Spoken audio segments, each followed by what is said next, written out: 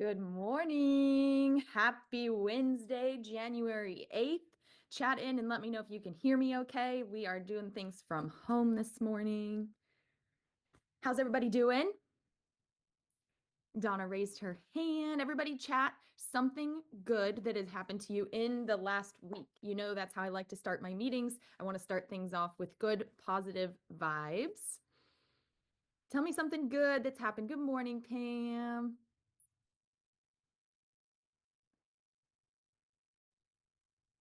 We have a $1.3 million closing today. Mike Johnson, congratulations. Kathleen, no surgery on broken foot. Yay, that's great. Broken foot, not so great, but no surgery required means that it's something that can be healed. So that's good. Something good that has happened to you this week. Jose, good morning. Something good or kind of interesting that happened to me this week. I was actually supposed to go to Indiana to visit with Century 21 Sheets, and I was going to do a presentation for two of their offices, and my trip got canceled because of Winter Storm Blair. I, Miss Floridian over here, had no idea that you could name winter storms. So that's pretty interesting, but it kind of gave me some time this week to get my 2025 going. So I'm a little relieved. It's just been postponed for 2 weeks. So I get to be in 40 degrees instead of 4. So that's good. Lauren got 2 new listings from her sphere this week. That's awesome. So this kind of leads me into what I want to chat about today. We are going to talk about the inventory levels going into 2025. We're going to look at what happened last year, what's happening this year, where we can kind of expect the trend to go for this first quarter of 2025. And so last week, so Lauren, that's even better. Lauren said that her 2 new listings came from last week, which is interesting because we had the holidays, both Christmas and New Year's, were both in the middle of the week. Where last year we had some Thursday, Friday holidays. This time they were Tuesday, Wednesday holidays. So they were right in the middle of the week, which really kind of interrupted our productivity, right? We're like, well, now what? What do we do with Thursday and Friday? And Friday felt like Monday and everybody was off and everybody was just confused in what day it was. So for Lauren to get 2 new listings in the middle of completely unproductive weeks, that's amazing. And that's kind of going to play into our statistics and what we're looking at this year. So where I got this information from was BAM. Y'all know me. I literally talk about BAM every time I'm on here. Broke Agent Media, but also they created a huge platform. So Byron Lazine goes on YouTube and he goes live every single morning, Monday through Thursday, and he does a hot sheet report. So I was listening to his hot sheet report from January 6th, which was this Monday. So it was the one Monday or the first Monday in 2025. So it's kind of interesting to look at. So I want to share some of the slides with you from his hot sheet and give you a brief summary of what he was talking about. So before I do that, I want to hear what is going on with you and your business so far this week. So from Monday, January 6th, what kind of conversations are you having with buyers and sellers? Are you? Are they coming out of the woodworks from the holidays yet? You know, Joe Diener, he laughs that once the wrapping paper is balled up and thrown in the trash, people come out. And I've seen a little bit of it. I'm curious what you guys are seeing. Yes, next year is here. 2025 is here, people. We are in the middle of it right now. It's happening. Things are looking up, but I want to hear from you guys. Have you had Zillow is calling? Yes, yep. Okay, so the buyers are out. The buyers are on Zillow. They're reaching out. Have you set buyer appointments yet this year? Have you set listing appointments yet? I received calls the day after Christmas, Amy says. Oh my God, don't people ever take a break? Sometimes doesn't it drive you crazy? Kathleen had a buyer. Natalia got a new listing yesterday. Congratulations. That's what I'm telling my buyers. All excuses and objections are over. And that's where I want you guys to use these notes that I'm going to share with you today to have the conversations with your buyers. What is the competition out there for you as a buyer right now? And what is the demand looking like for you as a seller? So using these numbers and looking at this hot sheet information is going to give us conversation topics for our clients, right?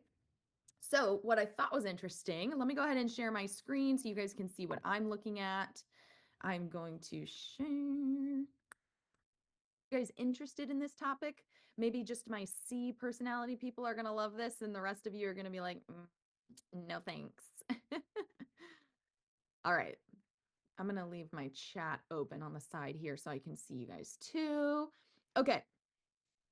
So this here information is from Housing Wire. This is where Byron Lazine gets most of his information from. And so this chart here is specifically looking at the national single family inventory. So this isn't just the state of Florida. This is going to be national, but I'll show you guys what that means for Florida. It seems like Florida and Texas are kind of on the same trajectory here, and we have more inventory than the rest of the United States, which is interesting. But this is kind of where he put this. Okay, so this is 2024, right? This red line here, and this is how the year started off. So in 2024, in January, the inventory was around 513,000 active listings. So this little thing right here is 2025. So this is what people are saying. They're like, our inventory is the highest it's been since 2019. And this can be a little misleading because although it's the highest it's been since 2019, it's still very under where we were in 2019. So although our inventory levels have risen since last year, they're nowhere near where they were in 2019. So we still are in a low inventory market nationwide. Does that make sense? Sometimes we see this clickbait online and we need to know the facts as the realtors. So yes, although we have more inventory than normal, we're still under pre-pandemic levels and we still have an inventory shortage. Okay. So looking at this in 2024, it took probably, we were pretty stable with inventory until end of March going into April. So we can kind of expect this same trend to happen for this year. I would expect our inventory levels to kind of, balance out here for the first quarter. Hopefully we see an increase. And then what was kind of weird about last year too, inventory levels towards the end of the year, look at 2023. Our inventory levels were low, low, low. They peaked a little like around Thanksgiving and then dropped again. It seems that in 2024, not only were our inventory levels higher, but they increased more throughout this latter part of fall, which is different than normal, which is also trending towards more inventory coming earlier this year, which hopefully gets us closer to our 2019 numbers, but we're still short. Okay. And then there's a chart that I want to show you guys. We are not on it anymore. I don't know if anybody saw the post yesterday that came out that Florida, especially Tampa, Florida, is completely gone off the charts of top places to move, like top 25 places to move or something. Tampa's not even on it anymore. And then some people were commenting and they were like, good, good, good. We don't want anybody else here. We're overpopulated. It's fine. It is what it is. But there are some other places, and it's mostly like the Northeast United States. So the like New York and Rhode Island, Connecticut, New Jersey, some of the like Indiana, Michigan location, those places are still seeing less than 2 months of inventory and they're still getting multiple offers, where we in Florida and like Texas have more inventory. So we have more available for buyers. So our demand is like, it's not matching up like the north. Okay, our inventory levels are high enough for our buyer demand, so we're seeing longer days on market and our month supply is longer. Weather looks amazing up there. Yeah, Jenny Bell, I will not be moving up there anytime soon. I will stick to my Florida roots, and I'm very happy about it. Um, I don't know why anyone would move up there when it's this cold, but they are. Okay, so this one, single family new listings, what I found interesting about this is that this is what I was talking about the holidays, okay? So at the end of 2024, we saw a drop in new listings at the end of December 2023 and 2022. The last 3 years in a row, in December, we saw a drop in inventory. And then in January, we were seeing rises, where this first week of January, we're seeing a steep decline in new listings for 2025. You can account this to the holidays being in the middle of the week, and we lost all productivity. So our first week of the year, statistic wise, I bet we're going to see a difference from January 6th. Monday, January 6th, I would be interested to see the new inventory that's hitting the market this week versus last week, because last week was kind of a wash. Nobody knew what day it was. Maybe buyers were calling you, but the actual contracts and new listings are probably starting this week. And that's something we can also check in with our back office on, because I know for a fact they're busier this week than they were last week. So this is kind of interesting. Oh, yes, Jasmine chimed in for our back office. Lots of listings to be loaded this morning. So that's awesome. So it's kind of proving that point, right? We had a weird first week of January. So this number, I expect it to be higher going into next week. And if you keep up with Bam and you keep up with his hot sheets, we can follow where he's going with this. So he tracks this literally every day for 4 days of the week. So that's pretty cool. All right. And then as we move into,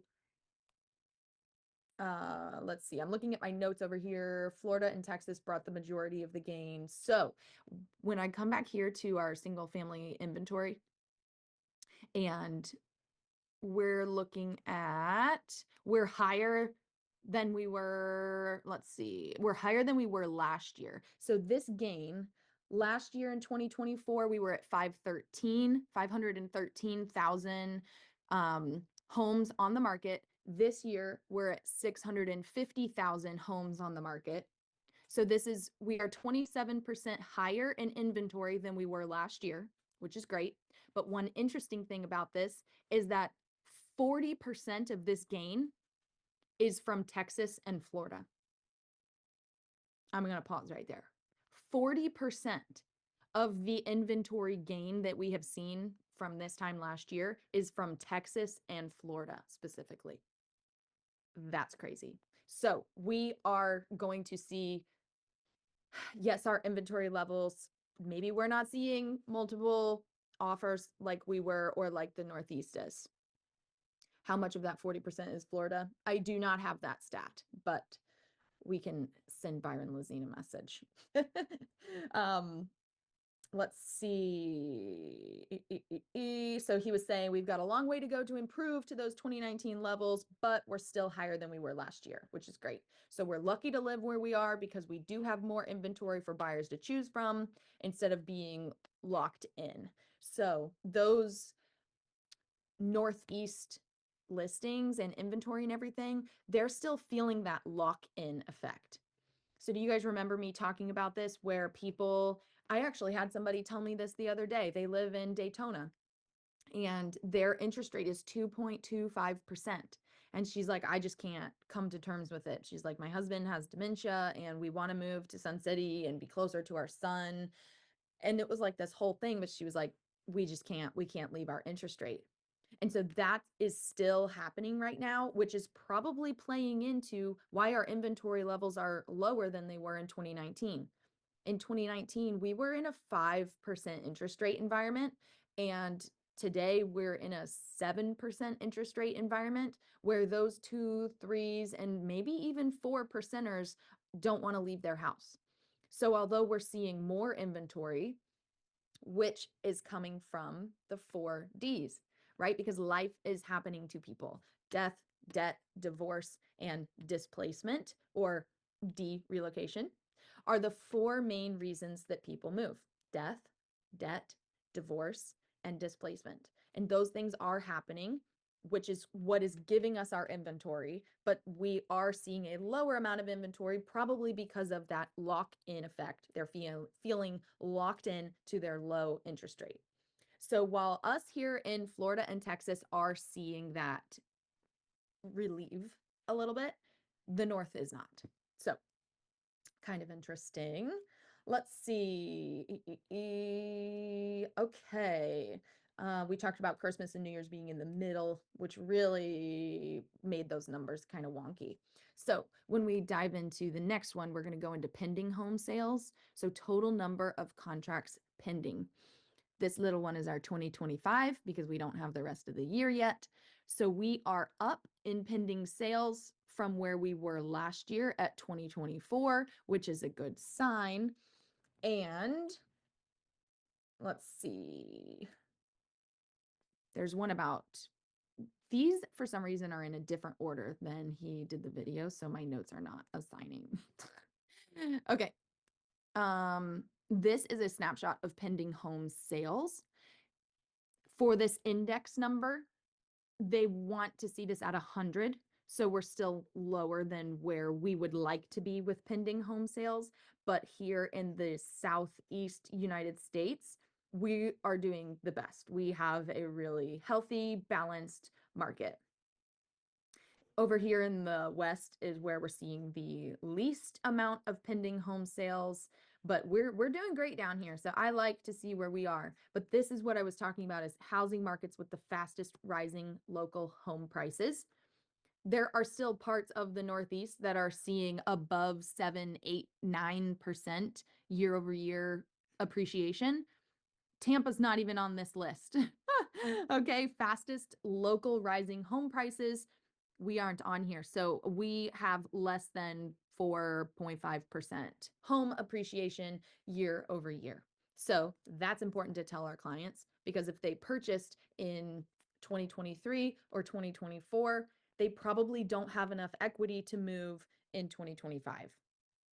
And that's just the truth. It doesn't mean that they made a bad decision. It just means that we don't have the equity that we need to get you cash out if you purchased in 2023 or 2024.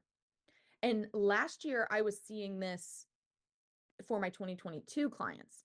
If someone bought in 2022, I listed their house last year, we were breaking even. I mean, one of my sellers, I think, maybe skirted with a couple $1,000s. Like, she got lucky.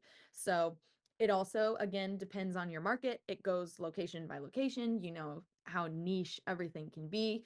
So know your local market. But overall, in the state of Florida, we are not seeing gains in equity quickly like we used to. We're probably in a 3 to 4% range, which is healthy, but it's going to take a couple years to gain equity in your house in order to make a move and see some money back.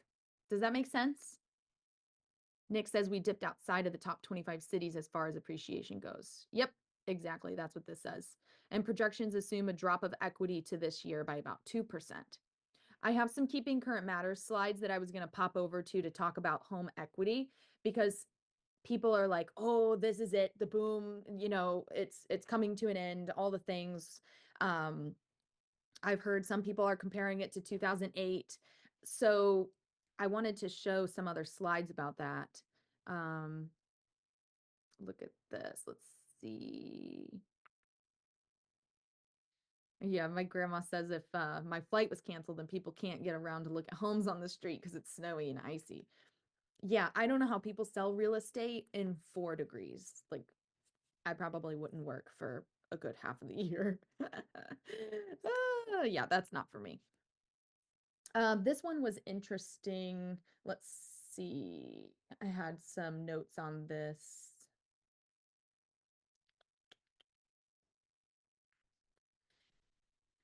These were the year over year price gains. So he was just saying that here's going to be kind of interesting in gaining equity. This Gulf Coast here, up here, booming. Okay. But we're in the yellow. So we're still like above like, and then kind of this greenish, bluish areas down here in the Miami area. We're seeing some oranges. So we're still a positive gain. This was Punta Gorda right here is a negative gain, and Cape Coral.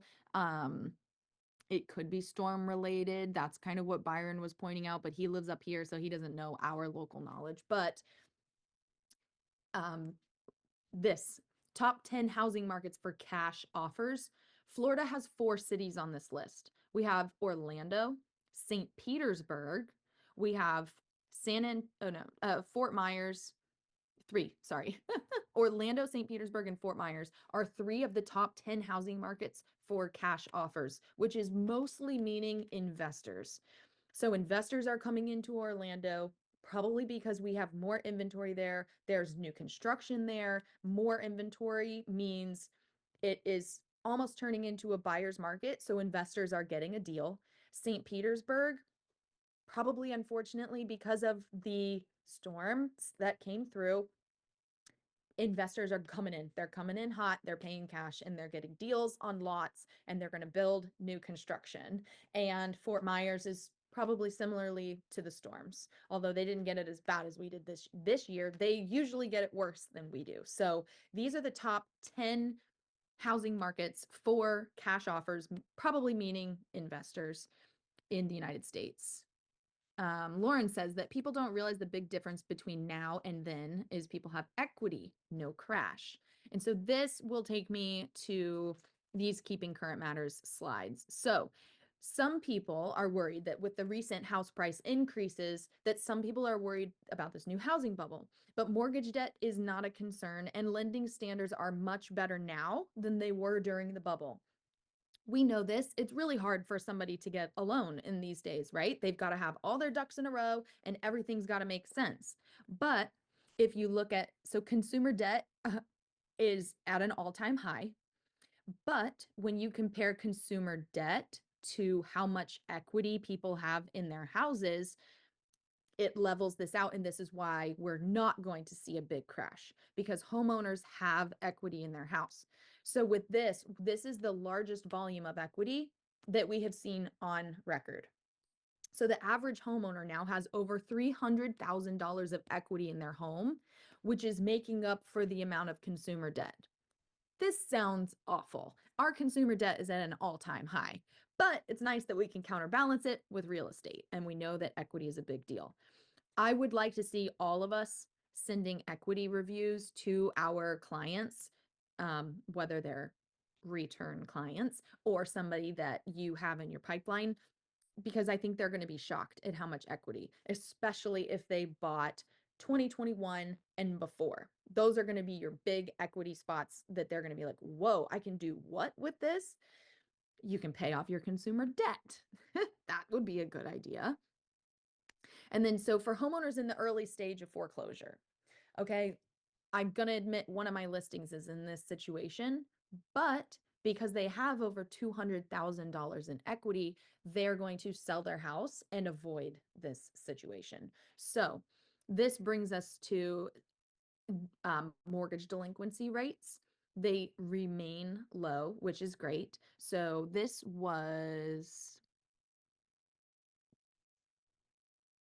is going all the way back to 2003. And then our highest peak was here, right, in Q3 of 09. Huge. We started coming down 2011, 2012, 2013, 2014, 15, 16, 17, 18. We were great. These years, 2021, 22, we bottomed out. We kind of increased a little bit, but we're still remaining low here for these mortgage delinquencies. U.S. foreclosure activity decreases in Q3. So this is great. This is because of COVID. You weren't allowed to foreclose, and then it kind of creeped up when it started to come in. But we've seen Q3 of 2024 went down, Q4 stayed. So in October of 2024, the U.S. housing market experienced a slight uptick in foreclosure activity, but there was an 11% decrease year over year. So this nuanced trend shows foreclosure levels remain relatively low despite the monthly rises. So where we were lower than we were in 2023, although they are a little higher than they were earlier in the year. So I think we're going to be okay with the foreclosures. I think it's going to stay not an issue for us because people have equity in their homes. So one thing that you can do to market or prospect for new business would be find some people that are maybe in a pre-foreclosure area on their mortgage and give them an equity update and say, hey, you have this much in equity in your house. Maybe don't bring up that they're in pre-foreclosure. They already know. And knowing the equity on their house is going to help them make some decisions and potentially be a way for you to get new listings. So inventory has risen since 2021. We know this. And it's higher than it was last year. We just looked at those reports. Days on market has also grown. That's okay. We know that. So looking ahead into 2025, is existing home sales are down. This year, these were crazy though. Crazy, crazy, crazy. I like the ones that we just looked at a little bit better. This is from Rick Sharga, the founder and CEO of the CJ Patrick Company. He was saying that he does not expect to see a meaningful increase in the supply of existing home sales until the mortgage rates are back down in the low 5 range. I'm going to pop back over to my slides with Byron Lazine because he talks about the interest rates here and kind of where we're going to see them. Let's see. Purchase applications index. Well, let's start with the interest rates. He was saying that the interest rates we're going to be in the high 6s, low 7s. That's where we are right now. He was saying that on January 29th is when the Fed is next expected to talk about the rates. And there is a 90% chance that there is no rate cut, which could be a good thing because the last 2 times the Fed cut the rate, our 30-year numbers went up.